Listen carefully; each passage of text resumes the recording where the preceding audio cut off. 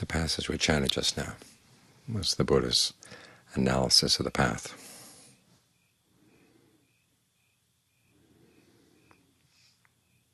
And it forms the framework for all of his teachings. It was the first topic he mentioned in his first sermon, and the last topic he mentioned in his last. When he was speaking to Sabata, the wanderer, Sabata had asked him, is it only in the Buddhist teachings that there are awakened people, or do other teachings have awakened people as well? And at first the Buddha put the question aside, just said, put that aside, I'll teach you the Dharma. But then he went on to say that it's only in teachings where there are the 8 factors of the Noble Path taught that you're going to find awakened people. And then he finally gets to the point that it's only in his teaching that has that teaching. So when he put the question aside, it was a matter of etiquette. This is the way. And we like to hear there are lots of different ways, lots of different paths up the mountain that all get to the top. But if you've ever been on a mountain, you know that not all the trails lead there. Some of them wander off someplace else.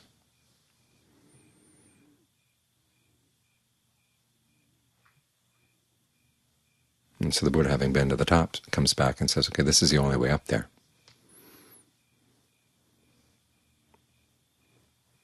You want to give his words some credence. In fact, he says that one of the signs of someone who has actually attained the first level of awakening is that they realize there is no other path. This is it.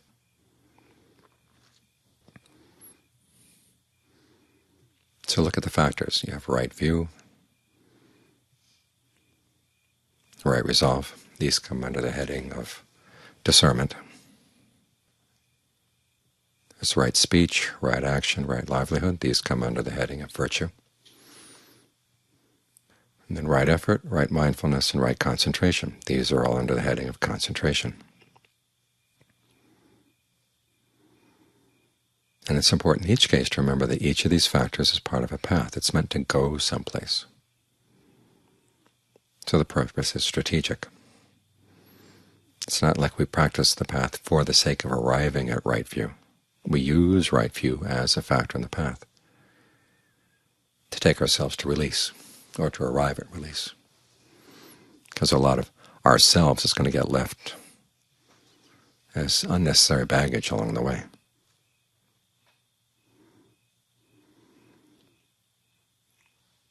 So right view starts with conviction in the principle of action, that your actions really are important, and they do make a difference, that by acting on skillful intentions, you're going to meet with pleasant results. If you act on unskillful intentions, you're going to meet with unpleasant results.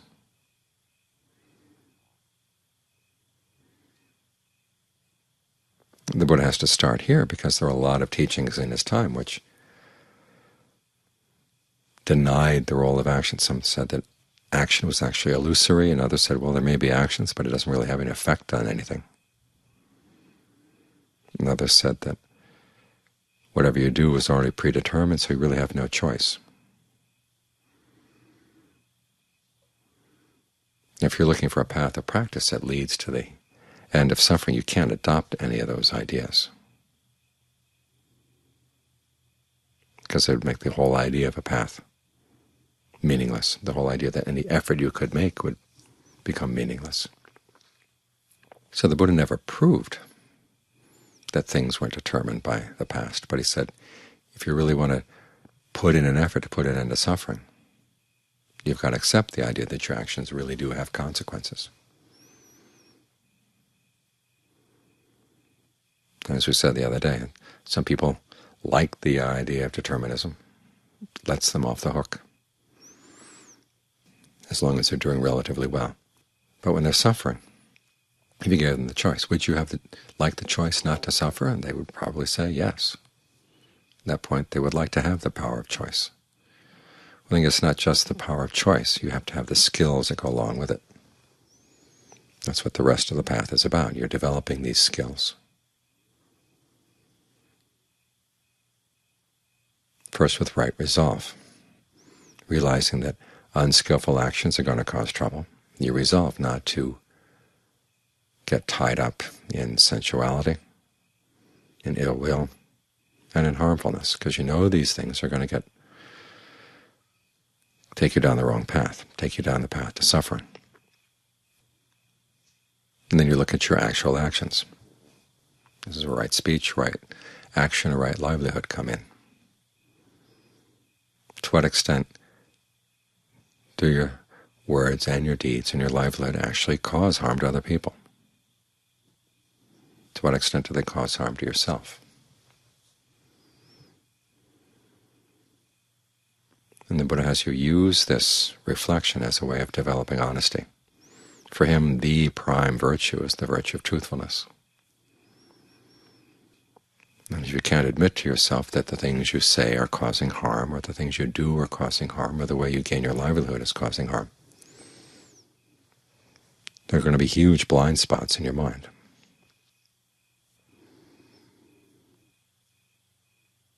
So this forces the quality of honesty on you. If you want to follow the path, if you want to get to the end of suffering, you have to look very honestly at how you're living your life. Make changes in cases where you're causing trouble.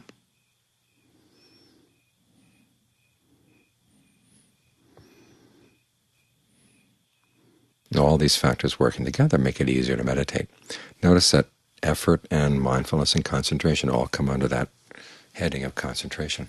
The Buddha never talked about mindfulness as one kind of practice and concentration as something else.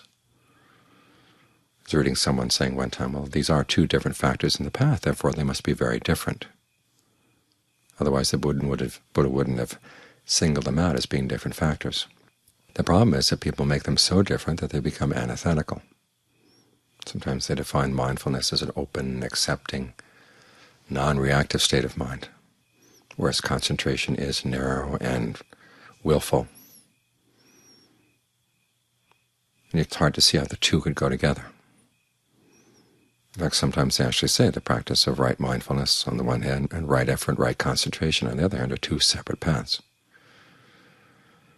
As you can see, that's not how the Buddha taught them. They're all part of that one factor, right concentration. I mean, the relationship that he gives between mindfulness and concentration is that the four factors of the four types of mindfulness, or the four objects of mindfulness, those are the themes of your concentration. It's not just the objects, it's a particular set of activities. Ardent, alert, mindful, focused on the body in and of itself, or feelings or mind or mental qualities in and of themselves, putting aside greed and distress with reference to the world. That's the practice of mindfulness, and includes within it right effort, that quality of ardency, in which you generate desire, focus your intent, stay persistent in trying to prevent unskillful things from arising, or abandoning unskillful things that have arisen, give rise to skillful qualities, and then maintain them once they have arisen. That's how right effort gets folded into right mindfulness.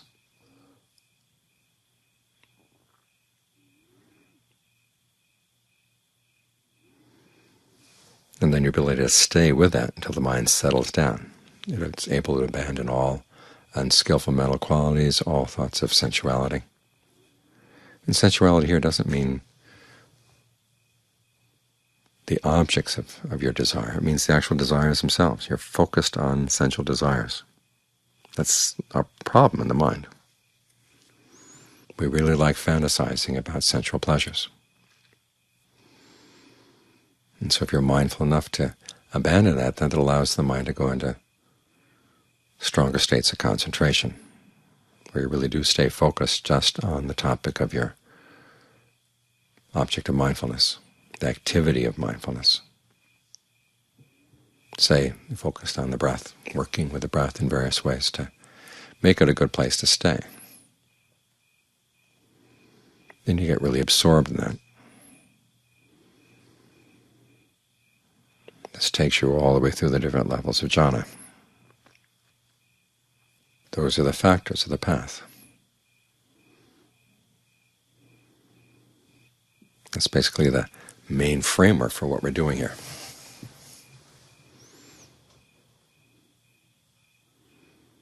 And so you want to look at your life. To what extent is it actually on the path, and to what extent are you allowing it to wander off?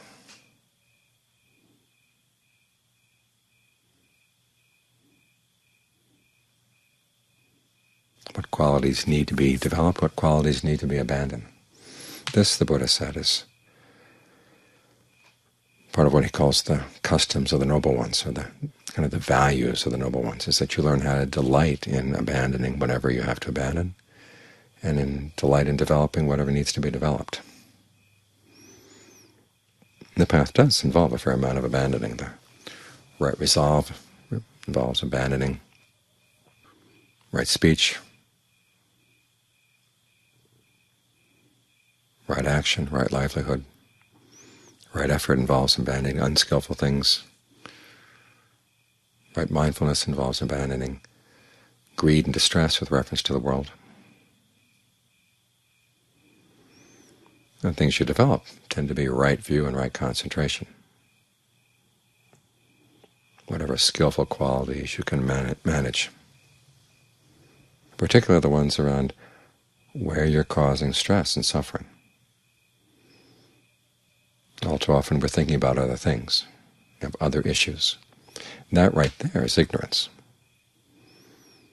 When the Buddha talks about ignorance, it's not that you just don't know things, that you know things, you're looking at them in the wrong way. And because you're looking at them in the wrong way, they make you do the wrong things. You've got to develop the Buddha's sense of priorities. The big problem in life is that you're causing suffering, even though you don't want to. And all too often you're causing suffering in areas that you would rather deny. That's why the quality of honesty and truthfulness is so important, that you actually look at your actual actions and you look at the actual results. And you learn to be sensitive. What kind of stress are you creating? This is one of the reasons why we try to get the mind into concentration, is so that your sensitivity as to what counts as stress gets heightened. And the things you just accepted as normal before, you begin to realize this really is a burden on the mind. That sensing that burden and sensing that it's not necessary, that's how you begin to gain some freedom.